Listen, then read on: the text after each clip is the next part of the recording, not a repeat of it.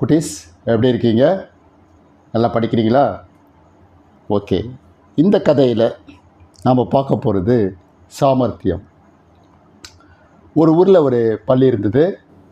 அந்த பள்ளியில் மாணவர்கள்லாம் படிக்கிறாங்க. அதில் ஒரு ஆசிரியர் என்ன பண்ணுறாருன்னா, எப்போவுமே ஒரு வகுப்பறைனா அந்த வகுப்பறையில் கண்டிப்பாக கிளாஸ் லீடர் இருக்கும். ஓகேவா? ஸோ அந்த கிளாஸில் பார்த்தீங்கன்னா ஒரு 30 மாணவர்கள் இருக்காங்க. அந்த 30 மாணவர்களில் ஒரு மாணவனை மட்டும் அந்த ஆசிரியர் வகுப்பு தலைவனாக தேர்ந்தெடுக்கிறார். அப்படி தேர்ந்தெடுக்க சமயத்தில் வழக்கமாக நமக்கே தெரியும், அப்படி தேர்ந்தெடுக்கிற சமயத்தில் மற்ற மாணவர்களுக்கு கொஞ்சம் பொறாமையாகவும் போட்டி எல்லாம் இருக்க தான் செய்யும். அப்படி இருக்க சமயத்தில் அதில் இரண்டாவதாக ஒரு மாணவனுக்கு மட்டும் கொஞ்சம் பொறாமை அதிகம். அதனால் அவர் ஆசிரியர் ஏதாவது ஒரு வேலை விடுறாருன்னு வச்சிங்கன்னா, அந்த 2வது மாணவன் என்ன பண்ணுவான்னா, இந்த மாணவன் செய்வதற்கு முன்னாடி, அதாவது ஒரு வகுப்பு தலைவன் செய்வதற்கு முன்னாடியே இவன் என்ன பண்ணுவான்னா, ஓடி போய் அவசரமாக செய்வான். அப்படி செய்ய சமயத்தில் தவறு ஏற்படும். அதனால் அவர் அந்த ஆசிரியர்கிட்ட அவன் திட்டு வாங்குவான். இது அவனுக்கு மனசு கஷ்டமாக இருக்கும். ஆனால் அவன் எந்த வேலையும் சரியாக செய்யறது இல்லை, அவசரப்பட்டும் செய்கிறான். அதற்கான தண்டனையோ இல்லை திட்டும் வாங்கிக்கிறான். அது அவனுக்கு மனசு கஷ்டமாக இருக்குது. என்ன அப்போ நமக்கு ஒன்றும் திறமை இல்லையா அப்படின்னு அவன் மனசுக்குள்ள கொஞ்சம் கஷ்டம்.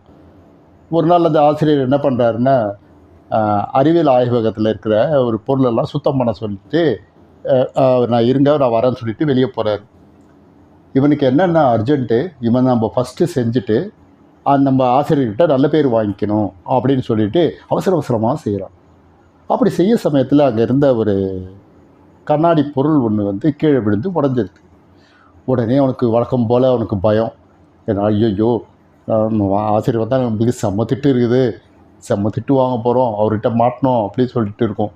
அப்புறம் அவன் என்ன பண்ணுறான்னா, சரி அந்த வகுப்பு தலைவன்கிட்டே போய்ட்டு, இந்த மாதிரி நான் க்ளீன் பண்ண சமயத்தில் சுத்தம் பண்ண சமயத்தில் அந்த இதை போட்டு உடச்சிட்டேன், என்னை நீ எப்படியாவது காப்பாற்று அப்படின்னு சொல்லிட்டு அவன் கேட்குறான். இதே நம்மளாம் அதை என்ன பண்ணுவோம், மாட்டினாண்டா இவன், நம்மளை எப்போ பொறாமப்பட்டான் நம்மளை பார்த்து, இவனை எப்படியாவது ஆசிரியர் மாட்ட வச்சுட்டு அவனுக்கு பனிஷ்மெண்ட் வாங்கி தரணும் அப்படின்னு நம்ம நினைப்போம். ஆனால் இவன் அப்படி செய்யலை.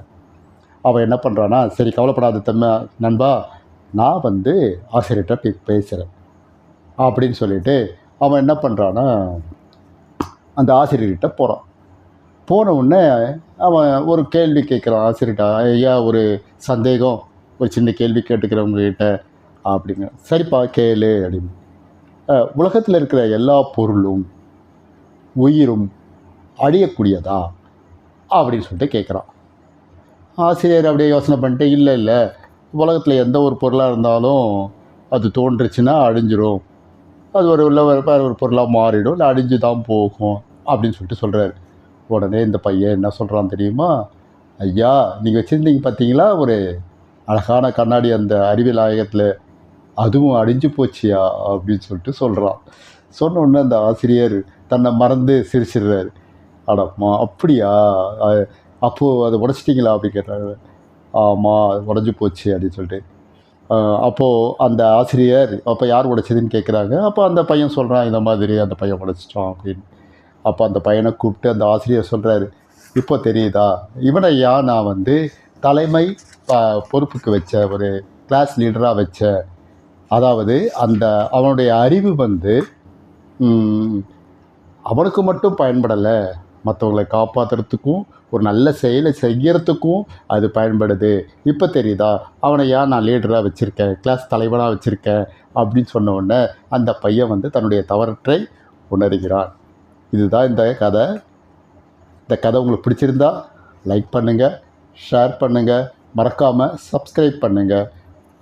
இந்த கதைகள் மிக விரைவில் கார்ட்டூன் படங்களாக வரும். நன்றி, வணக்கம்.